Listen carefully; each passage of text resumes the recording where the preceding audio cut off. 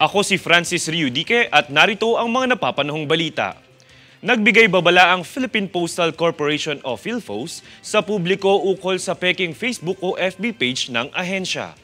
Ayon sa PhilPos, ang Post Office Philippines at PhilPos Parcel Distribution na FB page ay mga nagpapanggap lamang na opisyal na account o parte ng ahensya.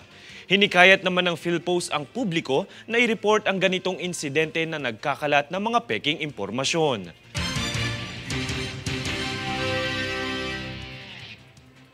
Taas pasahe, yan na naman ang ating muling maririnig matapos i-anunsyo ng LTFRB ang dagdag singil sa pamasahe ng jeep. Alamin yan mula kay Daniza Lopez. Dininig na ng Land Transportation Franchising and Regulatory Board o LTFRB ang petisyon ng ilang transport groups ukol sa pagtaas ng singil sa pamasahe ng jeep. Opisyal nang inanunsyo ng LTFRB sa kanilang official Facebook page ang karagdagang pisong singil sa pamasahe ng pampublikong jeep na magsisimula sa ika-8 na Oktubre nitong linggo. Ang taas pasahe ay dahil sa patuloy na pagtaas ng presyo ng mga produktong petrolyo na siyang iniinda ng mga tsuper at operator ng mga pampublikong sasakyan. Mula 12 piso ay magiging 13 piso na ang minimum fare sa traditional public utility jeepneys o TPUJs at 15 piso naman sa modern public utility jeepney o MPUJ. Ang mga transport group na naghain ng petisyon ay ang Pangkalahatang Sangguniang Manila and Suburbs Drivers Association Nationwide Inc. o PASANG Mazda, Alliance of Transport Operators and Drivers Association of the Philippines o ALTODAP at Alliance of Concerned Transport Organization o ACTO. Daniza Lopez nag-uulat para sa One Media Network. Nitong kamakailan lang ay binigyang diin ni Department of Information and Communications Technology o DICT Secretary Ivan John Uy ang mahalagang papel ng cybersecurity sa paghubog ng digital landscape ng bansa sa Protect 2023 na isang internasyonal na kumperensya na nakatuon sa seguridad at kaligtasan na ginanap sa New World Makati Hotel. Bilang tugon sa dumaraming global at local cyber threats, hinimok ni Secretary Uy ang mga institusyon at negosyo na magsagawa ng komprehensibong pagsusuri sa cybersecurity at nanawagan para sa isang unified front sa pagprotekta sa cyberspace ng ating bansa. Tiniyak din niya na ang gobyerno ay nakatuon sa pagpapalakas ng sarili nitong mga depensa sa pamamagitan ng pagkuha ng mga kinakailangang kagamitan habang nagsasanay ang mga skilled personnel.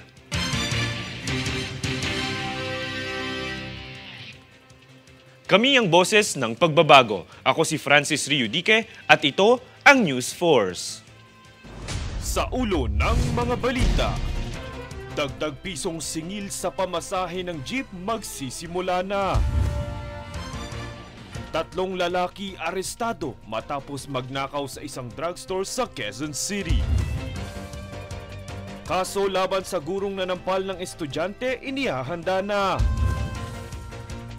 BIFAR nagbanta sa publiko ukol sa mapanlinlang na paggamit ng kanilang ahensya. 3 Pilipinong mangingisda patay matapos ang pagbangga ng sasakyan nito sa isang hindi pa natutukoy na commercial vessel. Alea Finnegan pasok na sa Paris 2024. Patas at pantay na balita, komprehensibong ulat para sa pulso ng masa. Ito ang News Force.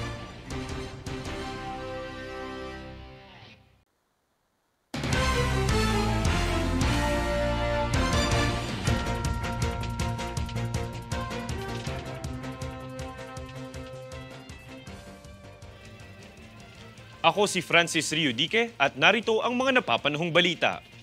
Bumaba ng 19.51% ang bilang ng krimen sa lungsod ng Quezon mula ika-25 ng Setyembre hanggang unang araw ng Oktubre. Ito ay ayon sa tala ng Quezon City Police District o QCPD. Ayon kay QCPD Acting District Director Police Brigadier General Redrico Maranan, ito ay buhat ng pinaigting na anti-criminality operations ng QCPD na layong tutukan ang enhanced preventive measures. Ang tala na ito ay mas mababa kumpara sa 41 insidenteng naiulat mula ika-18 hanggang ika-24 ng Setyembre ngayong taon. Kabilang sa index crime na naitala ang carnapping, robbery, theft, homicide, physical injury, rape at murder.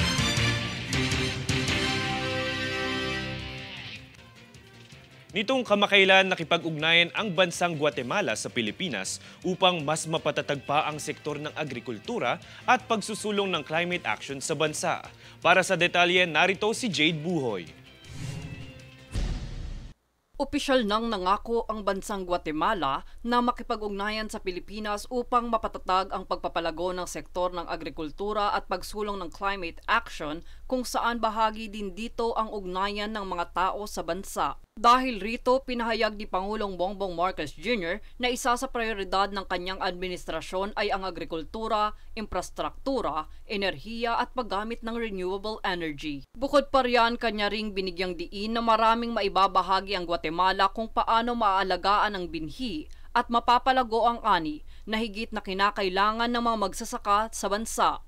Bilang bahagi nito, inanyayahan naman ang pagtatalaga kay Guatemala ng Resident Ambassador Manuel Barillas dahil sa pagmumungkahi ng climate action na makakatulong upang malabanan ang malubhang epekto ng pabago-bagong klima sa kapaligiran. Base sa ugnayang nilagdaan, higit na matutugunan ang kapakanan ng mga Pilipinong manggagawa na mabigyang sapat na benepisyo gawa ng umuusbong na ekonomiya ng bansa. Jade Buhoy, nag-uulat para sa One Media Network.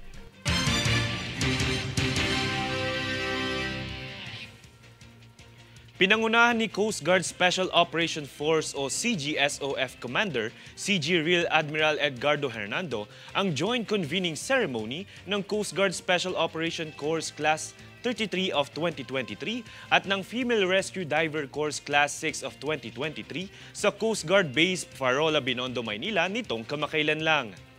Ayon kay CG Rear Admiral Hernando, nananatiling matatag ang CGSOF sa layunin nitong protektahan at iligtas ang buhay ng mamamayan sa pamamagitan ng pagbibigay ng mga may kakayahan at karampatang tauhan.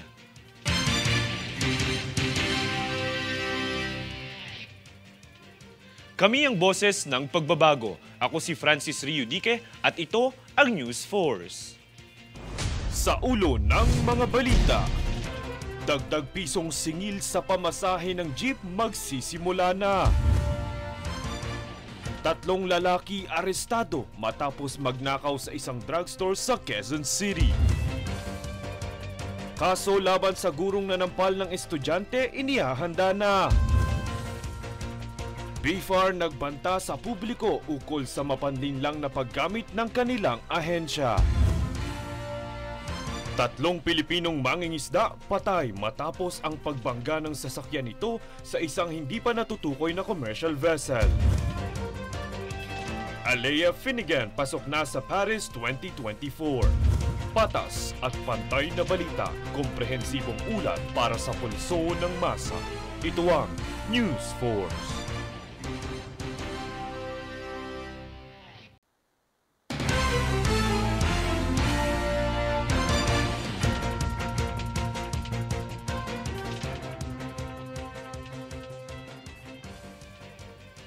Ako si Francis Riudique at narito ang mga napapanahong balita. Sinabi ng Armed Forces of the Philippines o AFP na tinitignan nito na mas palawakin pa ang matibay na relasyon sa depensa ng bansa sa Thailand. Ito ay matapos ang pagtanggap sa mga incoming at outgoing defense attaché ng Thailand sa Pilipinas sa isang joint introductory at exit call na isinagawa sa General Headquarters nitong kamakailan lang. Bilang pagkilala sa kanyang mga serbisyo sa AFP, si Group Captain Pongampay ay ginawaran ng Chief of Staff Armed Forces of the Philippines Commendation Medal at Ribbon. Ayon sa AFP, ang kaganapang ito ay nagpapakita ng matibay na relasyon at pakikipag-ugnayan ng dalawang bansa. Idinagdag pa nito na umaasa ang AFP sa pagpapatuloy ng diplomatikong kooperasyon sa Royal Thai Armed Forces.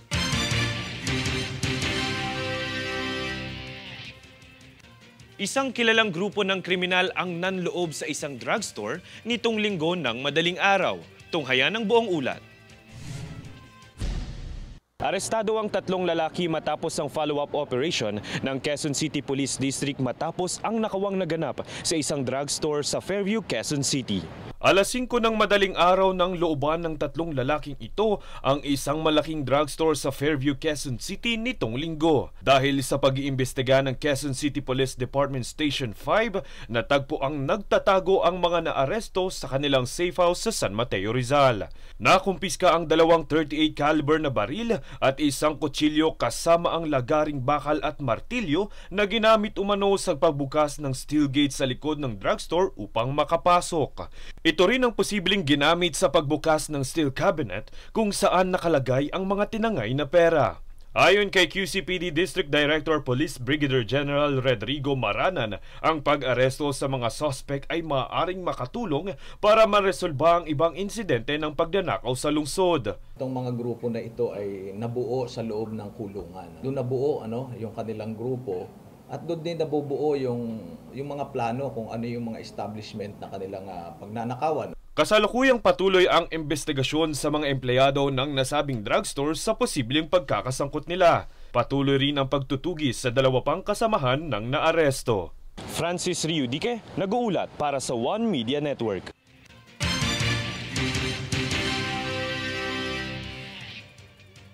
Matapos makatanggap ng sunod-sunod na report sa mga tao ukol sa pagpapanggap ng mga nagpapakilalang tauhan ng Bureau of Fisheries and Aquatic Resources o BFAR na nagsusulisit ang mga ito para sa mga proyekto at programa, binalaan ng ahensya ang publiko ukol rito. Base sa pahayag ng BFAR, ni kailanman ay hindi sila maglilikom ng donasyon sa publiko para sa proyekto, bagkus ay mahigpit na ipinagbabawal ang paggamit ng kanilang ahensya sa mga hindi otorisado at mapaglinlang na modus. Hinimok naman ng BFAR na agad isuplong sa kanilang tanggapan ang mga ganitong gawain.